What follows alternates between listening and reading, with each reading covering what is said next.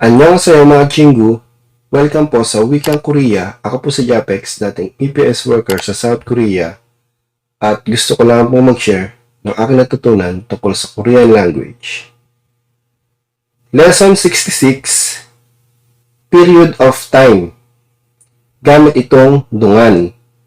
So pag-aaralan natin yung ginawa mo noong mga panahon na iyon. Pwedeng taon, buwan, araw, linggo, oras, at iba pa.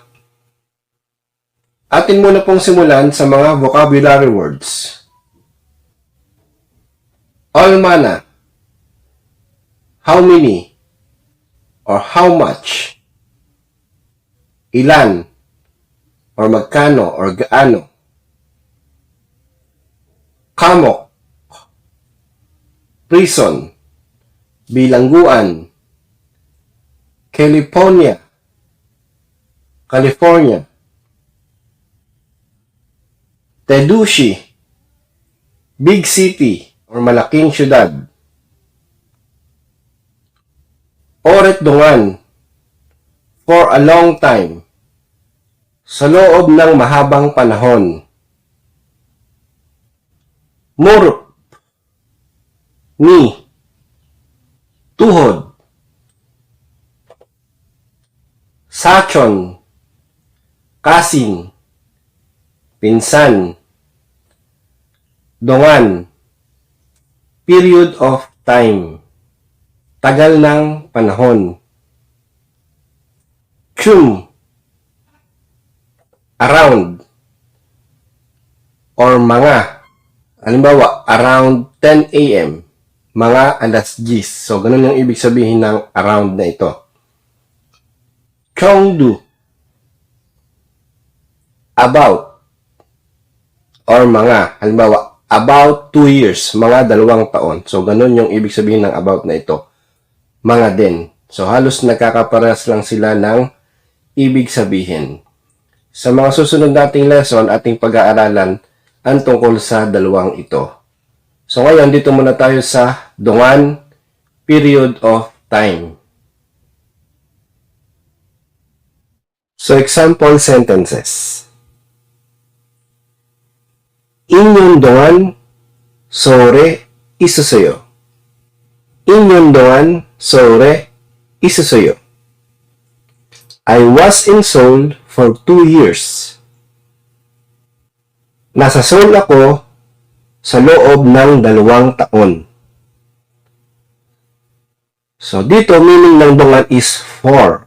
Halimbawa, 2019 hanggang 2021. So, mula 2019 hanggang 2021, nandun ka sa Seoul.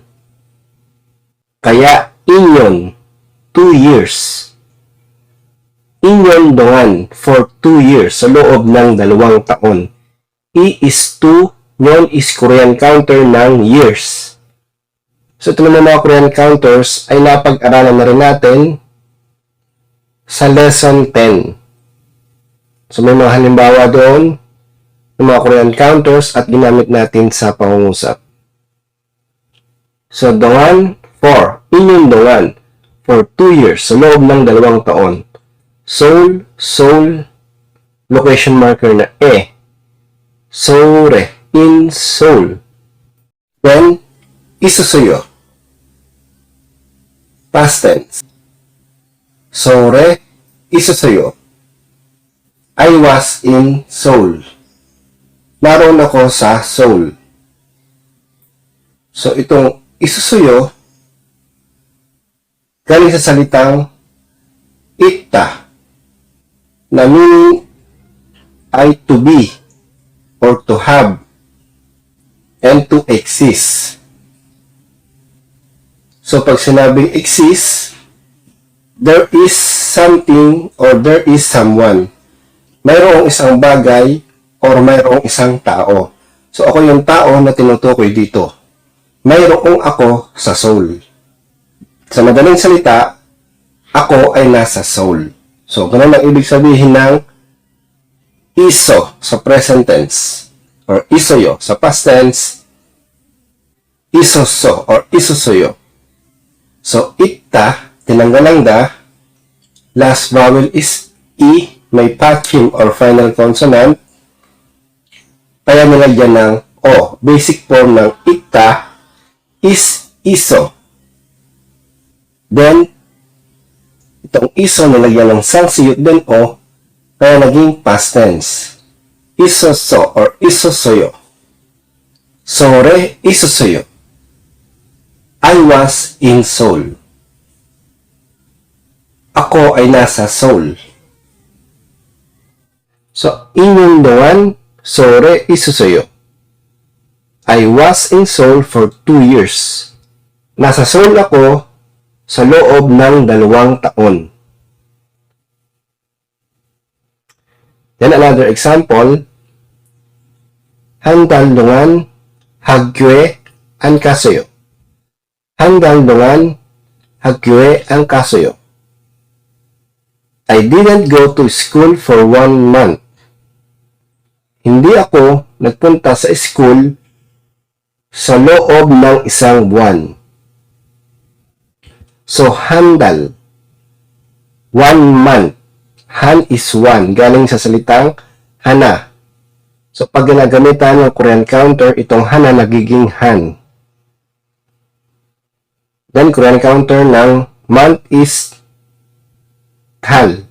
So, hantal. 1 month. Then, dongan. 4.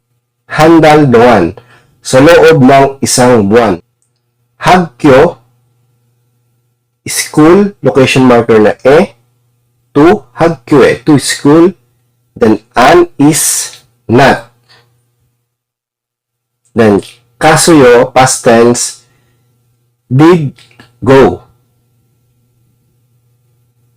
So, kada to go, tinanggal ang da, ka.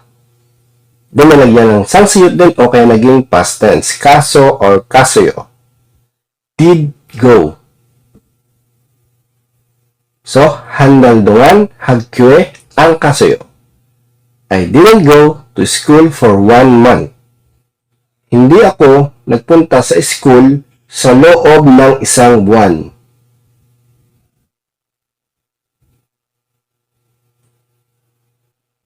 Samshibun dongan, kitaryo sayo.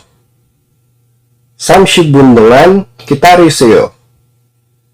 I waited for 30 minutes.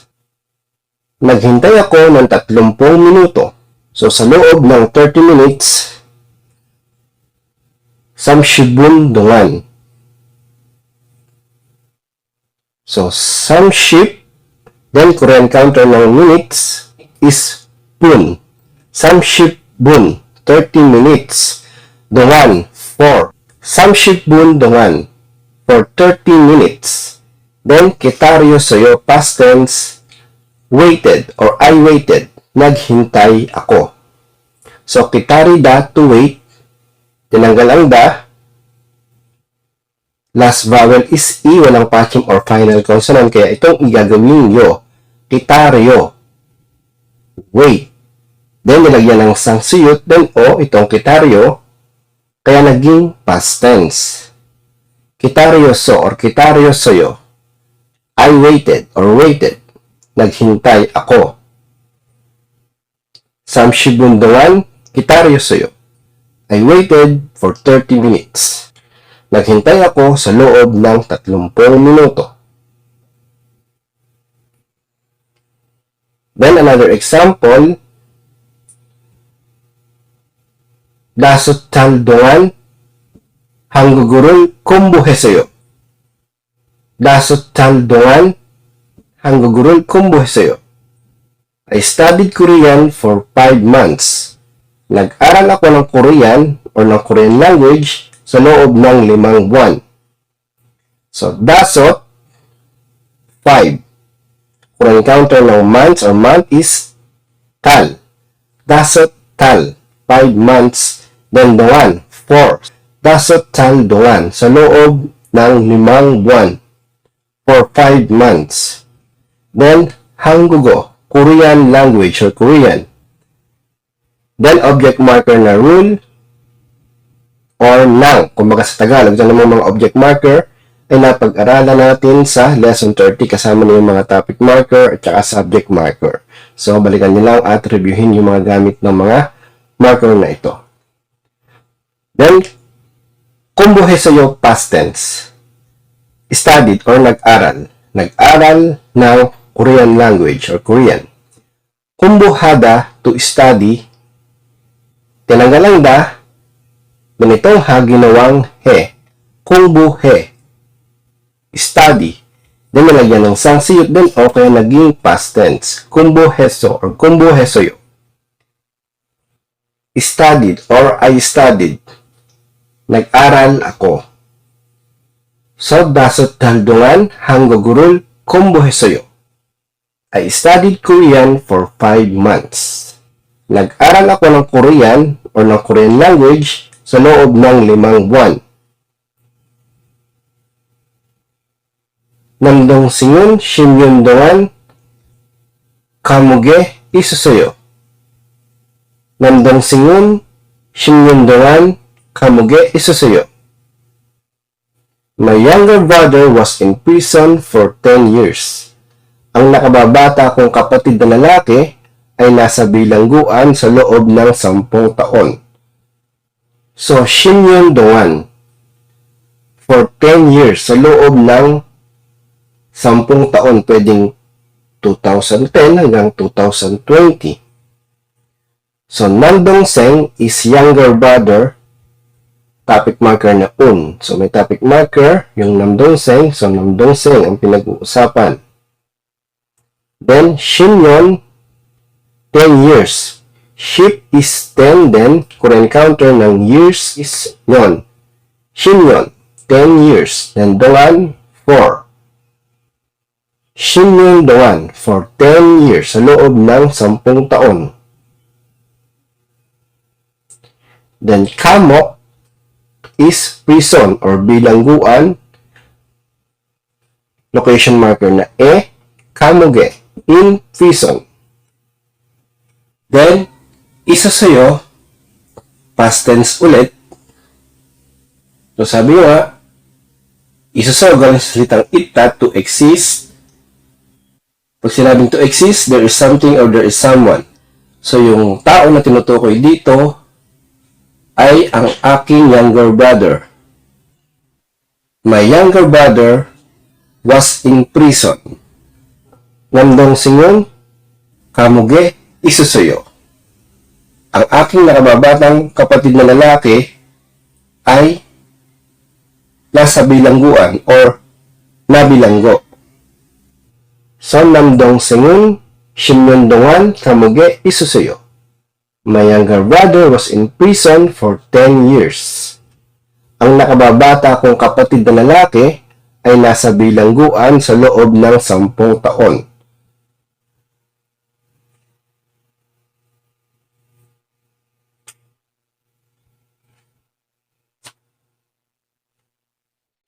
So, isalin po natin sa Korean language ang pangungusap na ito.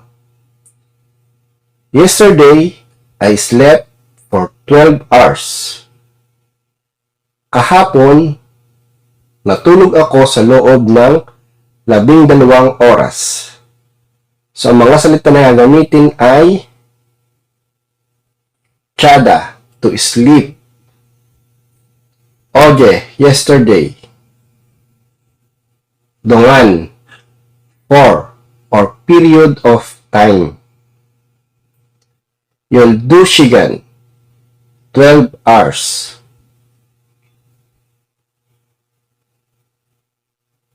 So, pause nyo muna saglit at atin pong sagutan. Ang tamang sagot po ay Oje, yoldushigan dongan, chasuyo. Oje, yoldushigan dongan, chasuyo. Yesterday, I slept for 12 hours.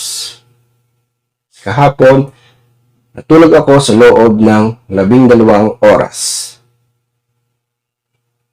So, sana po ay may natutunan kayo sa lesson natin ngayon.